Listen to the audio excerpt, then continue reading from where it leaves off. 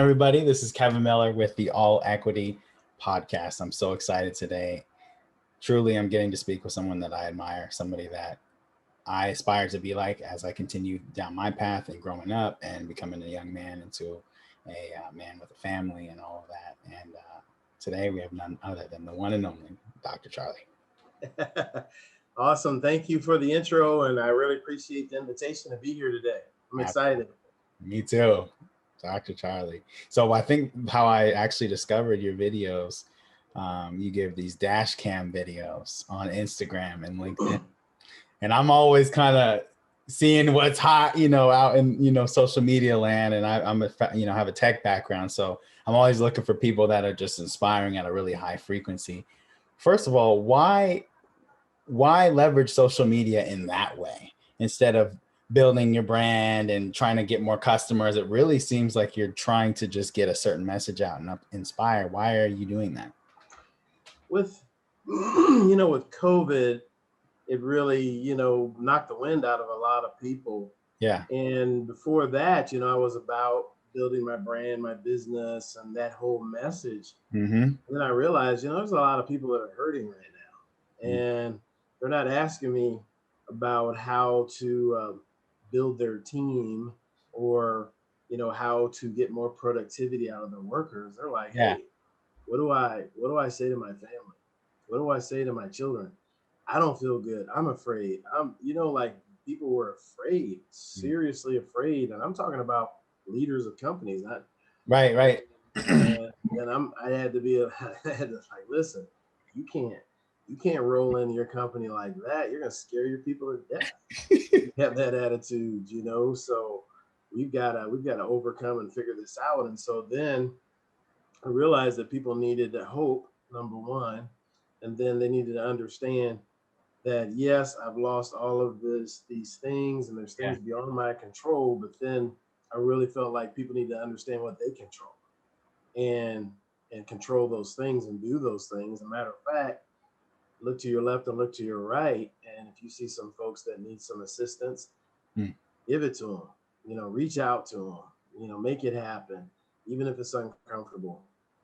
So it really became about that. And it really, resonated with people. And I've just gotten some great connections and opportunities to speak to people in a wider group. And I remember just a couple of weeks ago, it was a company and CEO, someone had sent him one of my videos, and then he went to the office manager and said, hey, see if you can get a hold of this guy. And oh, wow.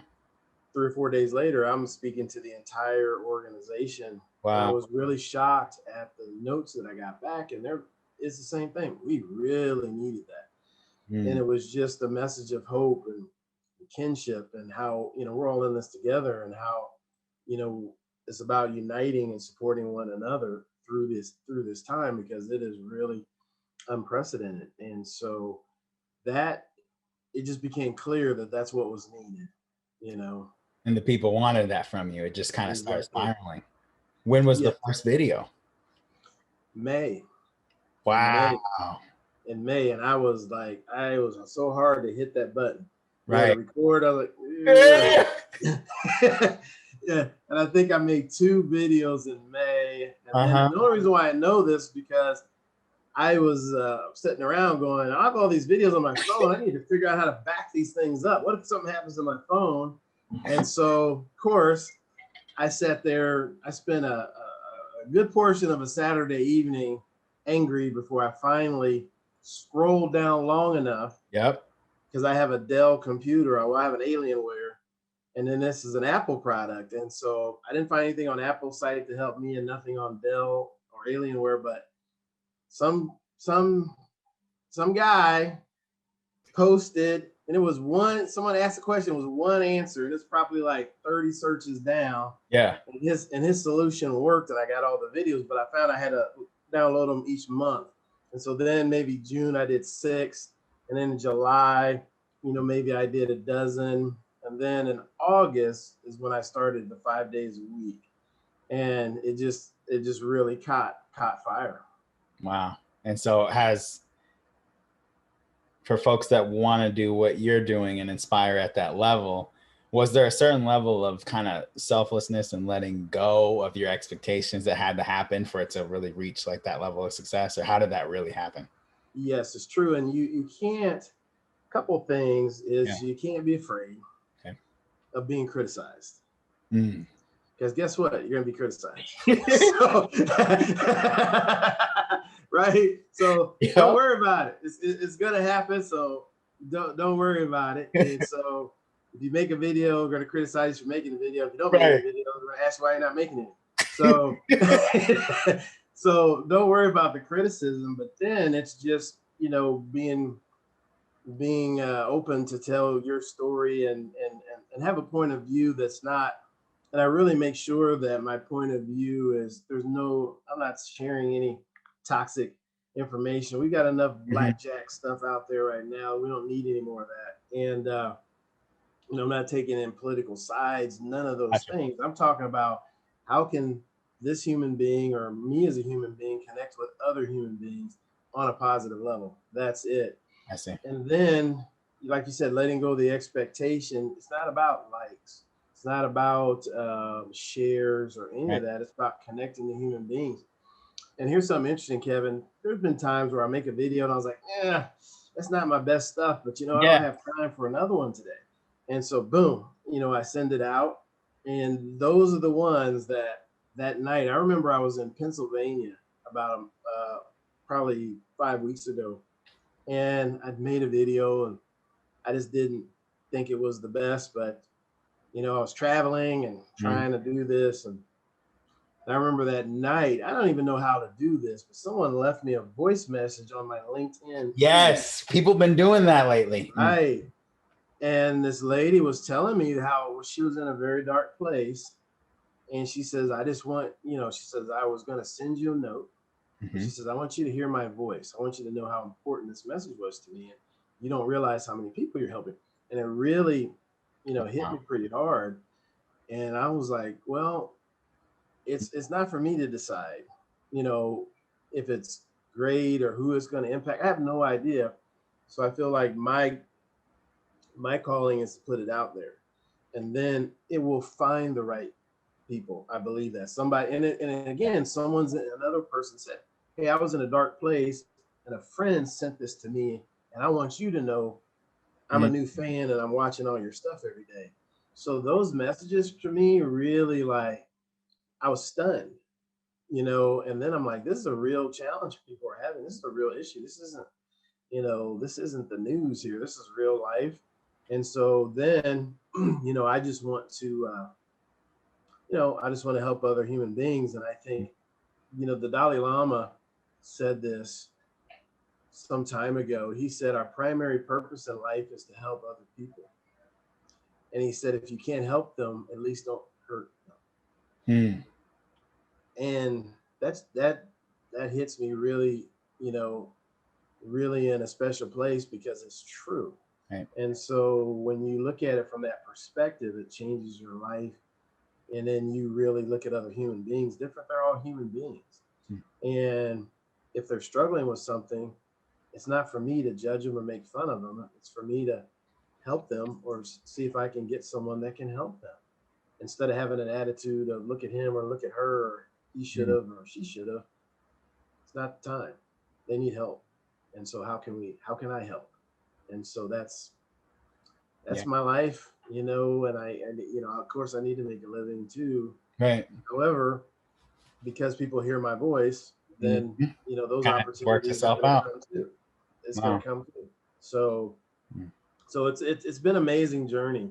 And again, I've only been making those videos every day since August.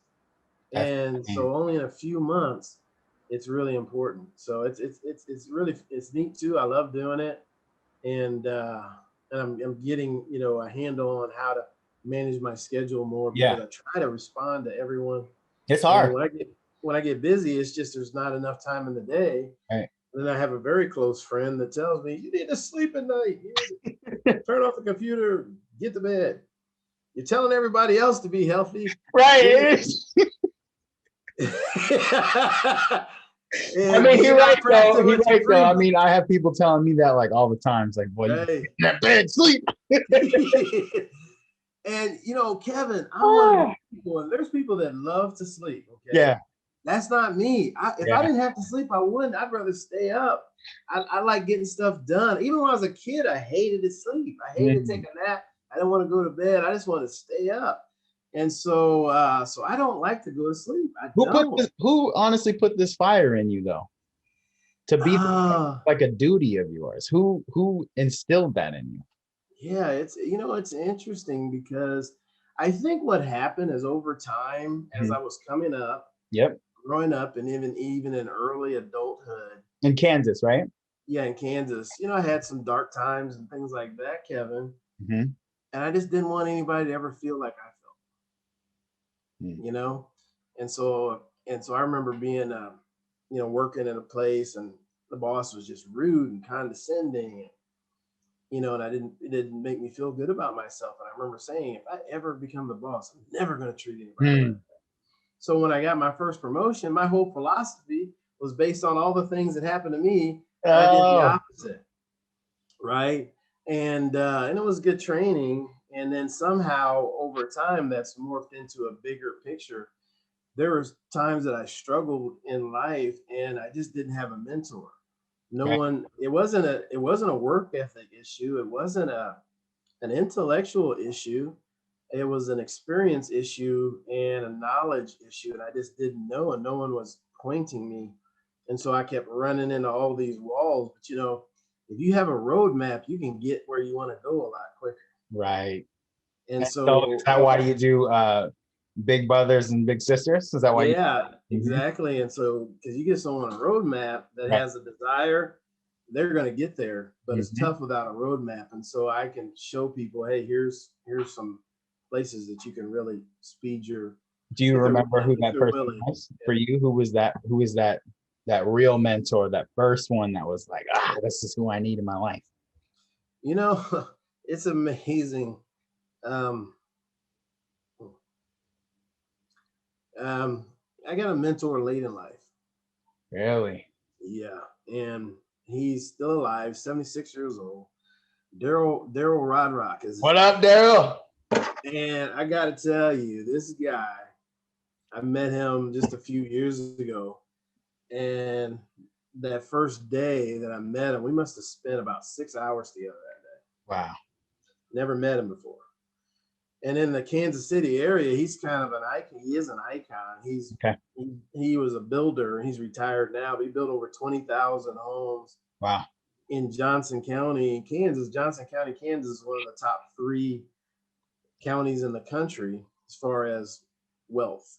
Okay, Wow. so very wealthy. So these aren't one room efficiency apartments he was building. But he had some similarities in his childhood to mine. Okay. And so here's a 76-year-old white man Mhm. that had just showed me so much love and appreciation and encouragement. Hey, I'm proud of you and who you are and what you're doing in your heart. And he would tell me these things. And there's just something about it, that Something clicked. something clicked. Yeah. And, you only really need one person to believe in, Yeah. Because right? what happens is it just starts manifesting, and you It start starts finding manifesting. positivity in yourself. And then I wanted to be that guy. Right. You know what I mean? Because he Mhm. thinks so highly of me. Was it true? You know what I mean? Right. Is it true? Right. I don't want to let him down. Well, maybe I am that guy. Then you start to think Then you maybe I start. am, Yep. right? Maybe that's true. Then I Mhm. started looking how far I've come. Right. Well, wow, I've accomplished all these stuff. I am that guy. Mhm. I just need to own it, and Right. be more of who I am. So Right. that's what I love too, Kevin. This is who I am. So if you see me at Walmart, or you see me at the movie theater, or you see me at the grocery store, you get the same thing. Right. And so it's easier, and it's just who I am. And so it's a kind of like an unfolding of a flower. The petals keep unfolding. The flower is there, but as it unfolds, you see the beauty of it. And so that's kind of how I feel as I'm coming into my own, who I am and what my purpose is here on this planet. Mm. And I want to be, add as much value as I can while I'm here, because I don't, nobody knows how much time we have. Right. So I want to make a difference for other people. And if I can inspire one person, then I feel like my life has been beneficial. If I can inspire two, hey, and then so on and so on. But that would be the person that I would say really was a, you know, uh, kind of a milestone event in my life that I was like, okay, and he came at a time when I was, trying to build this business, and Okay. it's You was going hard. through transformation. It's hard, Yep. and it's hard, and and he it's just a special relationship. I need to call him too, as a matter of fact. But That I need to reminds me call of him. yeah, my mentor, man. That's I have Yeah. a mentor, also older white gentleman, successful investor, real estate investor.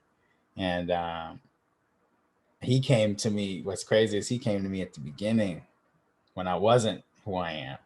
Mm. So I was like 10. Oh And he wow. right. And he just kind of he saw something different. Right. Like something's different about this kid. Let me just give him a little game and see what he does with it. So he when I was like 10, I want to say like 13, he gave me $1,000. And that same $1,000, I probably at this point in my life easily, like,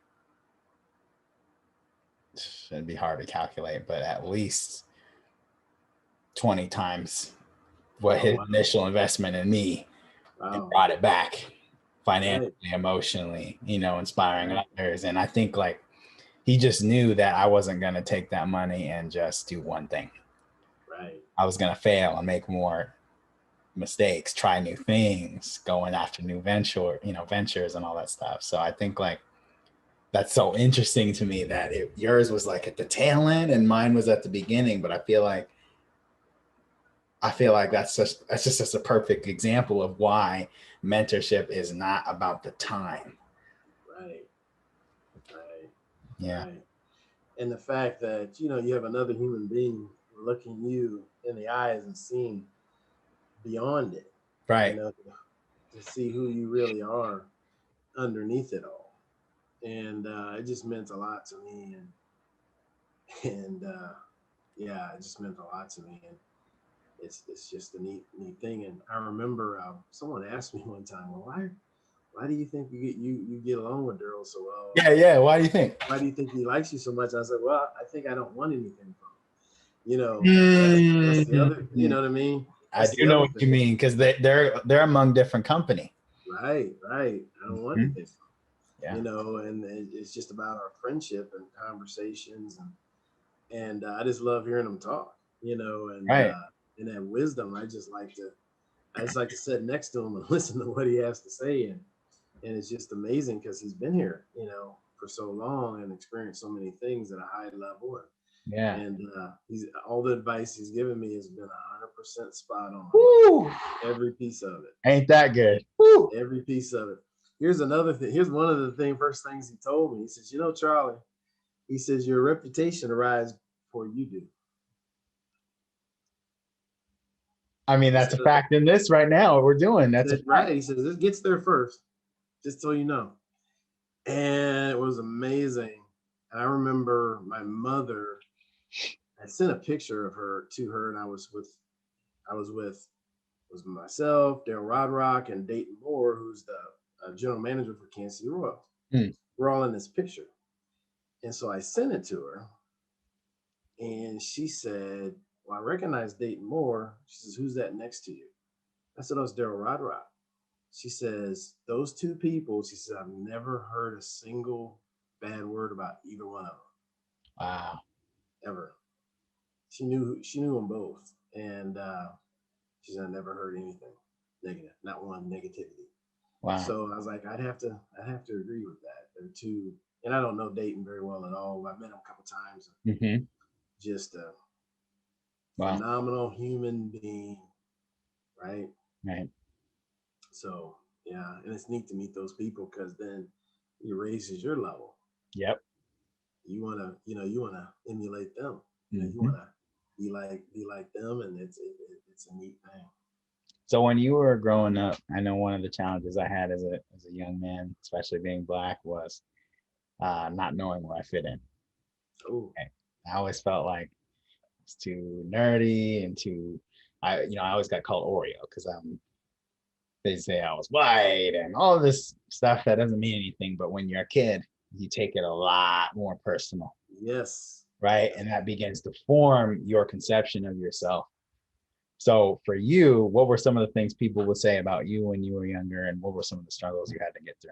Wow, it was a hard time. I got to tell you, because I grew up, it was in the '60s, and so I was born in '64. Well, there's some legislation that was signed in '64, so that's pretty Yep. new, Yep. and so people weren't necessarily in tune and in line with those things. And so I remember, one of the scariest things that happened to me is walking to school and being, threatened by a couple of white men in a pickup truck, and I was scared to death as a little boy, and you know, and didn't know what to do, and I ran, I ran toward the school, which was because I knew there was people, Yeah. and I just had some of these situations. I had about a handful of those situations as a child growing up where my life was directly threatened or being Uh, threatened, and I had to run, and that wasn't good. And so I think you're changed on a fundamental level when that happens. Okay, and then my father was struggled with alcohol, so he's very abusive, and mm-hmm.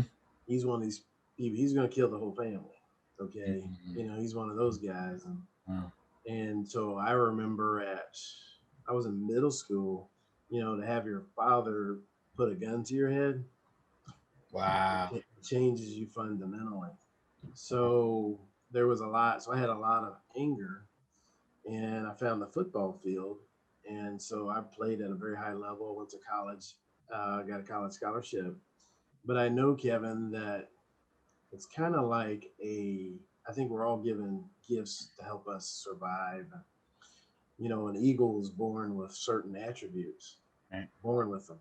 And so that eagle can always survive. And so I think that's us too. And so I thought I was supposed to be a professional athlete, but I believe I was given the athletic ability to survive my childhood. Wow. Wow. Okay. So I could run away, so that I could have an outlet to deal with everything that was happening in my home. Um, Yeah. I don't say this very often, but dude, I don't care about football. No, Wow. no, That's I real. don't. Yeah. There's too many other things in life, and I respect the game and all that stuff, but and I spent so much time playing it, but it was definitely kept me out of the house and out of harm's way, which was good and taught me a lot of discipline and things like that. Mm. But kids would call me names, and Yep. N word and stuff like that.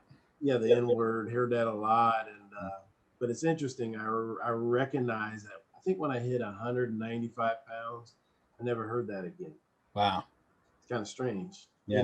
And then the only times I did hear it, some cars driving at a high rate of speed, you know, and so that stopped for sure. And I'm not a violent person. Mm-hmm. However, when I was growing up, I was, Mm. and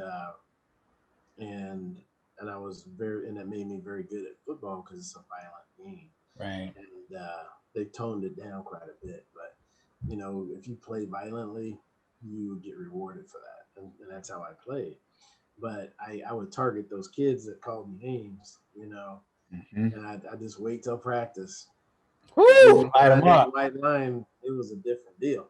Right. And so that was tough, and your identity and Mm-hmm. who you are, and we didn't have Black History Month back then, and so I didn't know all the things that African Americans had accomplished before I was even born, and that we really contributed significantly to this society. And so I didn't know. So those were difficult times, and finding out who I was outside of football, once that ended, that was a challenge too. So, but you can see today that it's a Woo. different day. You And know what's crazy, man? As you're telling this, you know how first of all, thank you for sharing yeah, that. Yeah, man, so only the biggest thought that keeps popping up, even though you and I haven't met, our story is almost identical. mm, isn't So that amazing? isn't that some? So basically, same thing. Same thing about my dad. A little bit different, but an alcoholic.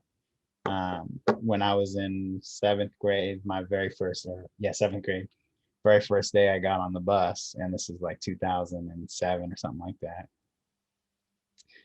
Kid said that, N words weren't allowed to sit on this bus. He followed me home. He beat me up, Mm, and so that it's crazy to think how far, sure, we've come a long way, right?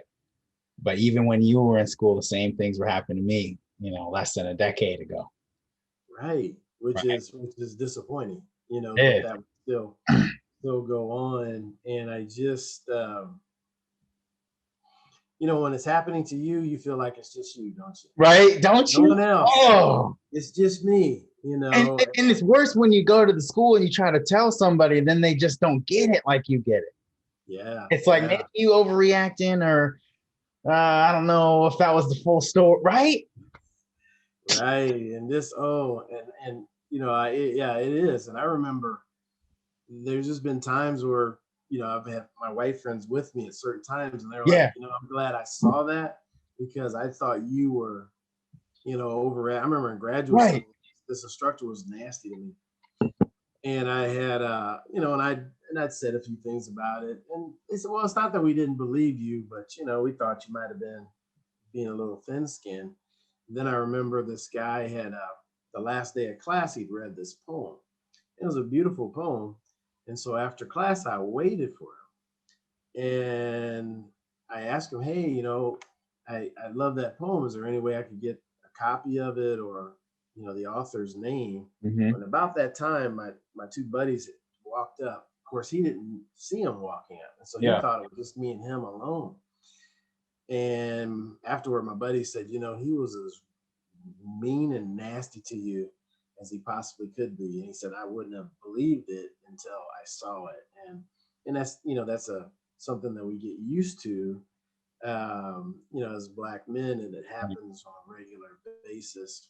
And, and for me to learn to not react to those things and to, over transcend them, right? To Okay. transcend them. And then you open yourself up to so many people that actually do appreciate you and do support you and would love to learn from you and talk with you. But if we get caught up with the people that are thinking on the lower vibration, we're going Exactly. to be right down. We're going to be right down there with them, and we're not going to resonate with Mm-hmm. people that are at a higher vibration.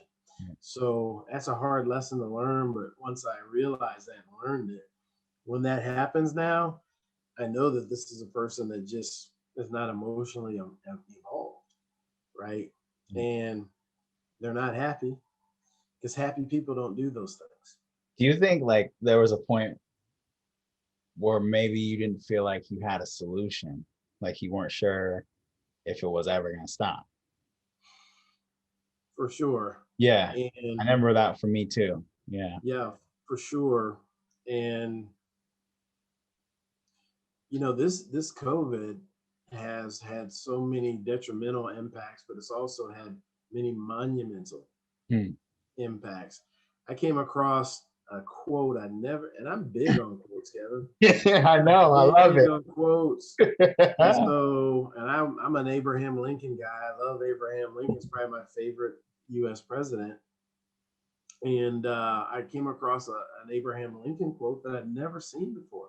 Then I verified it that yes, this is something he said. And it was after the Civil War, and he was giving a speech, and it was about encouraging people from the North to embrace people from the South because it's one union. And a woman in the audience questioned him, and she said, "So you're," and I'm paraphrasing, she said, "So you're asking us to embrace our enemies?" Is what she asked him, and he said, "Madam, if if I turn my enemy into my friend, is my enemy not destroyed? And that's profound, dude. Mm. He didn't say defeated. He said destroyed. Because if we defeat our enemy, what's going to happen? It's going to regroup. You have to fight them again, right? Right. If they're destroyed, they're gone. Matter of fact, if they become your friend, they're your ally now. They have your back. Right. And so that's the thing. And I'm a big Sun Tzu guy, right? Art of War. I've read the book. It's this thick. It's all about strategy. And I take that strategy and apply it to business. But you know what Sun Tzu said over 2,000 years ago? He said the supreme art of war is winning without fighting. The greatest warrior wins without fighting. And how do you apply that? How do you apply that in your personal life? Yeah, so that means that, so if someone's opposing me, Mm-hmm. and I'm going to win without fighting, then that means I'm winning here. Okay. I can defeat them here, but if I make them my friend, my enemy's destroyed. Hmm. You won. So You won. destroyed. Got it. And so that's my thing. And what did Dr. King say? The only thing powerful enough to overcome hate is love. Mm. So, and so that's, it's tough, you know, and it's Martin Luther King. It's a tough way sometimes, but you know, you're being respectful to someone, you're showing care, you're showing love and respect, and they're being hateful to you. Everyone sees that. Yeah, that's true. Everyone sees it. Yeah. Who's going to be influenced? You know, and so I remember one time Donald Trump had said a bunch of negative things about LeBron James. Yep, I remember that. And Aaron Rodgers, the quarterback for the Green Bay Packers, said, "I thought LeBron James had the greatest comeback for everything that Donald Trump said." And so the reporter's like, "Well, what was it?" He didn't say anything. Exactly. He's like, "I'm not even gonna, I'm not gonna address. Why would I address that? Why would I give you any? I'm not gonna. I'm gonna keep influencing. I'm gonna keep building schools, right? Putting hundreds of kids through high school. That's what I want to do. Through college. I'm sorry. That's what I want to do. So I don't have time to mudsling. It's senseless and it's useless and it doesn't help anyone. And if you don't like football anymore, what do you like to spend your time doing in your free time? It's not that I don't like it, but there's just so many things that I want to learn. Yeah. And so I love reading, and then I love spending time with, friends and family. And then I love what I'm doing now, and I love learning. So I spend a lot of time on my laptop perfecting my craft. Nice. And that's about just nuances and learning. And sometimes, you get one piece of information, but it connects all these dots that you kind of had hanging out there. And you're like, right. Oh, I get this whole concept now. And you never know when that's going to happen. And for me, if that happens at 10 o'clock at night, then it means I'll be up till 2 because I'm excited and I got to look in this research and I got to read that paper. And then, oh yeah, this book, and let me download that. And so that's so fun. But then you have something to say, you have something to share with other people. And so it's really important for me when I do share things. I know if I don't know, I talk about what I know about. Okay. And so I've done the research, I've done the homework. I can point to the data, right. And it's just not my opinion, but I back it up with everything I say. I can back up with science. And so that's really important to me as well. And for your family, who's like that warrior riding with you daily? That's here's the thing about family in that. Yeah, here we go. Here's the thing about family in that, sometimes you don't have all your greatest supporters there. And that throws a lot of people off. Mm-hmm. And so some of your most staunch supporters, you didn't come into the world with. Right. You didn't, you're not under the same roof. but through their words and Their actions, actions. it's Exactly. very clear that they love you and support you. So I really lean there, and I do want to set an example Mhm. in our family going back, and because there's a lot of dysfunction, ton of dysfunction, and so when I need, there's only a few cousins that I'll call, Yep. right, that I Yeah. know are reliable and will show up and without hesitation, and I really strive to do the same. I have one of my good friends was telling me, he said, I got 8 brothers, man, and said, I trust you more than Wow. any of them. That's real. And he That's said, real. listen, he said, I could be broken down in a car somewhere in Wisconsin. And he said, if I call you, I know you're coming. Mm. He said, you're coming. He said, it's just that. He says, you might say, well, man, let me catch a 2-hour nap. I said, all right, Right. let me get 2 hours. Yep. I'll see you 12. I'll see you in 10 hours. You know what I mean? Like, it's just Right. that way. I'll make sure I get there. And that's just important to me, because it's not being there when people really need you is not support. No. The fair weather fans, I'm not interested in that. I want to know when the chips are down, I need to pick up that phone and know that, I'm gonna get some help. And people need to know too, when they dial this is the bat phone. So when they call, that I'm showing up. Right. And, it's really important to me, because I've been on the other end where you get let down. Right. That's heartbreaking, especially like with your father. Right. I've got a son, and I'm his guy.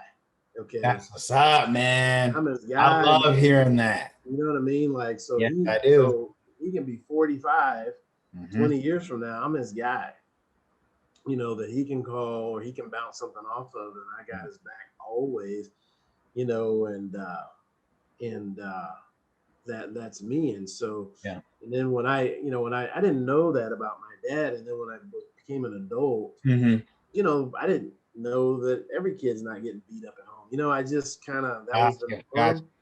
And there's a lot of And dysfunction, especially in that era. yeah, Gender roles are right, a different. lot. Things are different. And then you get older and go, wait a minute, man, my dad was abusing me. Wait a minute, this Yeah. was wrong and this is not right. And then to be an adult, and really there's some heartbreaking things that happened there. And I was like, Yeah. man, this guy never did have my back my whole life. He never did. Yeah. And then coming to that realization was kind of devastating in one way, but then in the other way, it's like, hey, and that's why I always call him my dad. I don't call him my father. He's not my father. He's my dad. My father is in heaven. Okay, you're my dad. And you failed. So, and Hey, I'm well, speaking on that, you're one of the things that helped me kind of understand and come to terms with that and family dynamics was going to therapy. yes. What Gotta about go. you? Same with you? Gotta go, man. People say they put this stigma. They put this on weird thing on it, like it's weird. a thing. Oh my God, you went to counseling? Right. And there was it's interesting because this is an interesting conversation. I was having all these struggles, and a friend gave me a book, and the book talked about Al-Anon. Actually, don't know what that is. Al-Anon. What's that? So everybody's familiar with Alcohol Anonymous, right? Alcoholics Anonymous. Well, Al-Anon is a group. It's kind of a spinoff, and so Al-Anon is people that go to Al-Anon. It's for the family members. Yes. I know. Yes. I did have this talk with somebody a while ago. I know what you're talking about now. So I go to this. I remember I was going to my first meeting. Yes. And there's all these chairs in a circle. Exactly. I've been one. And I was like the first one there, and I sat down. I'm like, I can't believe I'm here. Right. I mean, I was just sweating bullets, like just sweating. And the meeting started, and you hear your story. Yep. And I heard my story 50 times. And because you think it's just you and you feel all alone. And that was such a life-changing, there's been several life-changing events, but that was one of them. Because I had all this anger, like I was telling you. And I knew I had the anger, but I couldn't do anything about it. And I didn't, I never got in trouble with police. I wasn't beating people up in the streets, but I can tell you this, people would say when I was not in a good mood, they could on the other side of the building, they could see me and know, Wow. it's not the good Charlie. I just that heat coming off me. And I remember one time I was moonlighting running this nightclub. You were a security guard? No, I was like the general manager. Dang. And it was an R&B, right, hip hop club. Okay. And so it was a bad, and I mean, it was they had a tough crowd. Like I carried a gun to work. Okay. So I'm strapped. Yeah. So and it was a bad night. And so I came home, and I remember we had these 2 pit bulls rescued. And so it's like, 3:00 in the morning, and I'm coming home, and the dogs get up, they're going to greet you, right? Those dogs took 3 steps, looked at me, they're like,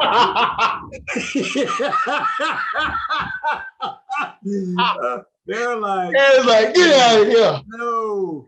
Oh, that's funny. He's not right. They skedaddle. That just tells you. And I remember I laid on the couch in the living room that day. Fell asleep. I mean, I woke up, it's uncomfortable sleeping with that gun in your hip. Those guns poking me in the side. I'm trying to sleep. I remember in my suit jacket. Oh, wow. I was that tired. Shook night. But I had this anger, all this anger. And I remember going to Al-Anon, and I kid you not, and you can't make this up, right? Because I've been struggling for years trying to overcome it. And I'm telling you, one morning I woke up, gone. Just like that. Gone. Now, it doesn't mean I don't get frustrated and, I can still get upset, things like that. But that, my anger was a T-Rex. Right. It wasn't a lion or a tiger. We're talking T-Rex anger. And gone. Wow. Yeah. So I give that organization total credit for that. Wow. And do you go to? And I disappeared, so people probably, but it's anonymous. You know people's first name. Exactly. Like, so some people are like, oh, he probably fell off the deep end. They don't know that. No, I was done. I feel great. See ya. And there's people who stay in and continue to help people, which is awesome because it's all volunteer. Right. And it's free. And so that's the thing. It's free. So, and where I'm at in Kansas City, there's a meeting. There's 2 to 3 meetings every day. So if you want to go every day, you can find a group and go. And so if anyone's listening to this, and you're the parent of an alcoholic, the child of an alcoholic, the spouse of an alcoholic, the friend of an alcoholic, and what you find out is you're just as sick as they are. Mm-hmm. You're just as sick as they are. And when you realize that, because you've lived in that environment, and it's so helpful. And it's proven, it's been around for decades. And so I highly recommend it because that was a life changer for me, a lifesaver, I think. Wow. What do you think you would have done if you didn't go? I'd be dead or in jail.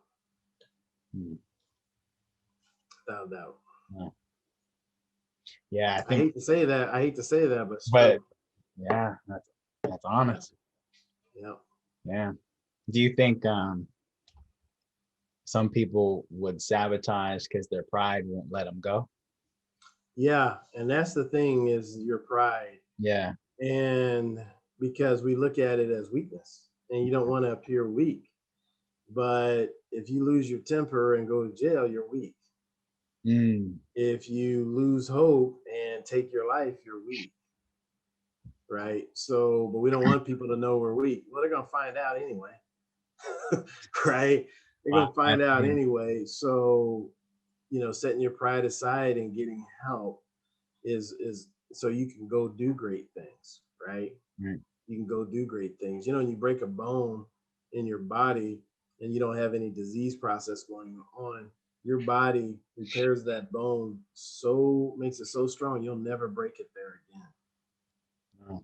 Okay, so when we get broken in spirit, if we get help to overcome that, we'll never get broken like that again.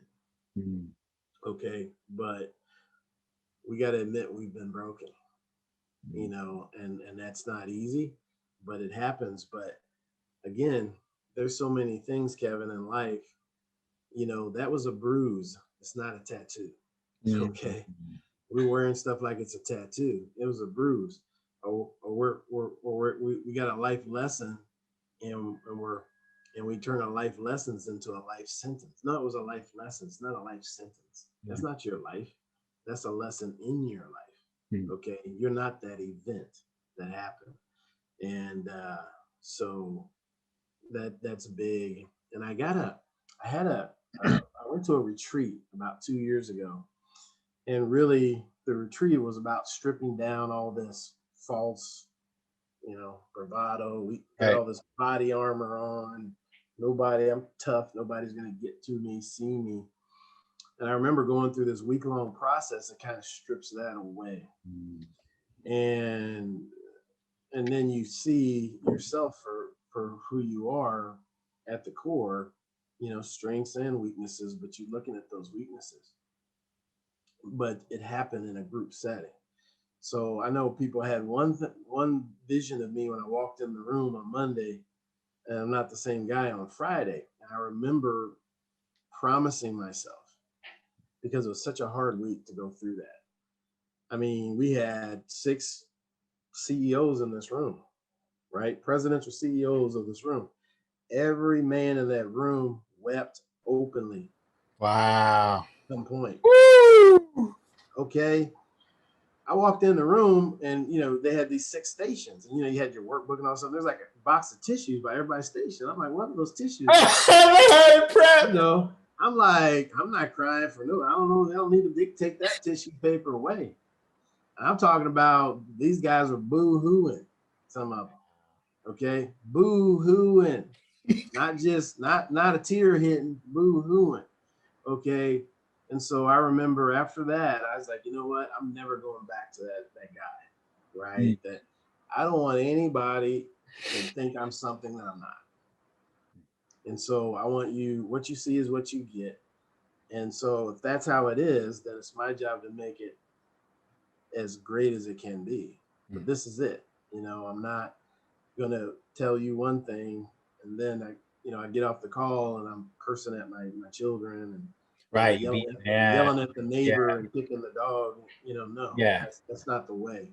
Right. So, and that's the true strength, is being open for people to see you, who you really are, those vulnerabilities, and then recognizing your weakness and working to overcome. That's true strength. Faking it, those people aren't strong. They're just what happens. They're like that big oak tree, right? Yeah. So and then that storm comes. What happened? Pow! The oak tree's laying in the street, right? Or fell on the house, or crushed the car. Yeah. Broken. Where you see the bamboo. What does it do? Right. Back. Right. And bamboo's like, what's bamboo like? 5 times stronger than steel. Yeah. So that's it. We've got to understand that and get over that false bravado stuff. There's a lot of false bravado. A lot of those folks are in the cemetery or in the penitentiary. Tough guys. So there's nothing tough about that. Well, my friend, I wish I could keep talking all day, because I want people probably like, Kev, it's over now. Come on, buddy. Yeah. I want to stay, but why don't you tell everybody how they can stay connected with you, what you got going next, and then we'll close out. Yeah, so Dr. Charlie Cartwright's my name, so you can connect with me on LinkedIn. See all my content there, and then I have the Dashcam Wisdom YouTube channel, and I'm Dr. Charlie Cartwright at gmail.com. So if you want to drop me an email, that's awesome. I will reply, and I just look forward to getting feedback and connections with folks. And I've got some more podcasts coming up soon, and I've got there's been a lot of guest appearances, and so there's all these pieces of the story, and it's really fun to do that. And then I have another YouTube channel called Dr. Charlie's Corner, and I put together a real special 4-part series on a friend of mine that I grew up with that just overcame some tremendous obstacles, and that's been a really inspirational to people that have watched that Nice. series. And he's great, just one of the great people out there, and he's an inspiration to me. So I wanted other people to know about his story. So yeah. Awesome. Well, hey man, thank you so much for being open, being vulnerable, being honest, and just being present. Really, it's I just love it. Thank you. it's all we need in life right now. So thank you so much, Doc. Yeah. 100%. 100%. Awesome. All right, we'll see y'all next time, and thank you for joining us. Thank you for having me, brother. Absolutely.